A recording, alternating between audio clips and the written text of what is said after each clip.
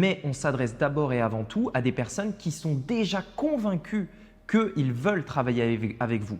En revanche, ils ont besoin d'avoir un contact avec quelqu'un de réel, par exemple, d'avoir quelqu'un au téléphone. Ils ont peut-être des doutes, des interrogations et ils aimeraient bien qu'on y réponde avant de prendre une décision sérieuse.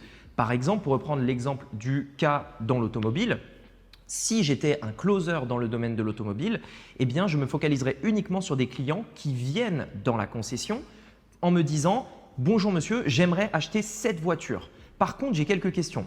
J'ai une famille de 4 enfants, est-ce qu'elle a cette option? J'ai tel élément, est-ce que cette voiture est adaptée à mon besoin? Mais par contre, je la veux. Je veux celle-là, mais j'ai juste quelques doutes, quelques interrogations. » Vous voyez toute la différence. À ce moment-là, je n'ai absolument pas besoin de convaincre le prospect. Je vais simplement répondre à ses questions. Je vais l'accompagner dans sa prise de décision. Et le closing, c'est ça.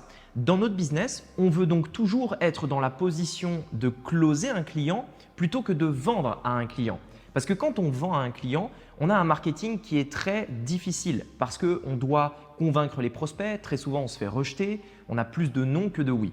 Alors que quand on est dans le closing, on va laisser les prospects venir à nous et simplement répondre aux prospects pour pouvoir les accompagner. Ce qui est bien aussi, c'est que la relation n'est pas du tout pareille parce que à l'inverse d'un appel de vente où on sent réellement que la personne au téléphone est celle-ci, c'est-à-dire qu'il est très vendeur, il va essayer, vous savez, de vous dire des phrases bien tournées, essayer de vous convaincre quoi que ce soit. Dans le closing, ce n'est pas ça, absolument pas. C'est même l'opposé.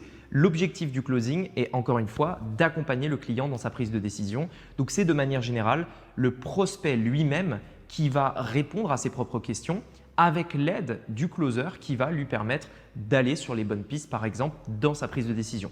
Donc, le closing, on s'en sert très souvent, notamment sur Internet, pour vendre par exemple des formations, des prestations de services. On peut même bien entendu s'en servir dans des business plus traditionnels, par exemple vendre des voitures, vendre des contrats de je ne sais quoi. Bref, on peut s'en servir dans tout un tas de domaines.